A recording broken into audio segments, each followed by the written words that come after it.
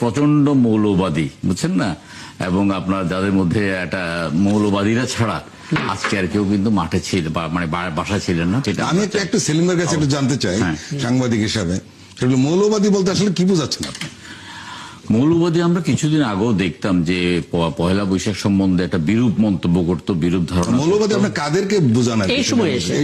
এই সময় এসে মৌলবাদী যারা ধরেন একদম প্রচন্ড ধর্মীয় উগ্রবাদী আছে এবং যারা আপনার জেহাদ কতল এগুলা ছাড়া আর কোনো কিছু বুঝে না, জেহাদ করতে হবে, কতল করতে হবে, এটাই ধর্মের রাজনৈতিক দলের তারা বিভিন্ন রাজনৈতিক দলে ছড়িয়ে ছিটিয়ে আছে।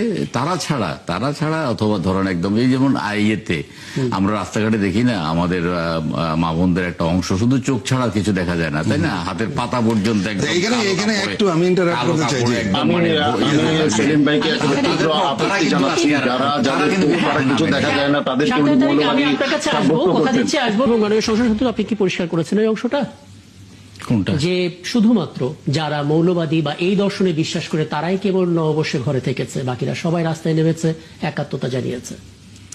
না, আমরা আমাদের অভিজ্ঞতা থেকে বলতে পারি আর কি যে নববর্ষের অনুষ্ঠানের মধ্যে আপনার যারা মানে একটা ইসলাম ধর্মের প্রতি, আমি অন্য ধর্মের কথা বলি, ইসলাম ধর্মের প্রতি যারা ভীষণ অনুরক্ত এবং 5 ওয়াক্ত নামাজ পড়ে, হাঁটুর উপরে পায়জামা পড়ে, লম্বা জুব্বা পড়ে, মাথায় পাগড়ি পরে, আর মহিলারা যারা 2 চোখ ছাড়া কিছুই দেখা যায় না, আপনার কালো আপনার বোরকা এবং পুরা হাত পা সব মানে ঢাকা, ওরা ধরেন চিন্তা চেতনার দিক দিয়ে অনেক আপনার পিছিয়ে থাকে আর কি, বুঝছেন না। এবং সেই অংশটাকেই আসলে ওই বৈশাখ এইটুকু এইভাবে বলতে পারি, যারা সত্যিকার অর্থে ইসলামের যে যুক্তি, যে দর্শন, সেটা থেকে বেরিয়ে একটু অন্যভাবে ভুলভাবে।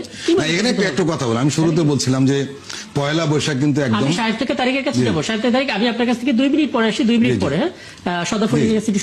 আমি বলছিলাম যে পয়লা বৈশাখ প্রচন্ডভাবে একটা সাংস্কৃতিক বিষয় এবং রাজনৈতিক বিষয় প্রচন্ডভাবে। এবং সেলিম ভাই যেটা বলেন মৌলবাদী, সেই পুরনো কথাবার্তা যেটা ফ্যাসিস্ট সরকার দীর্ঘ 15 বছর বলে আসছে, মৌলবাদী।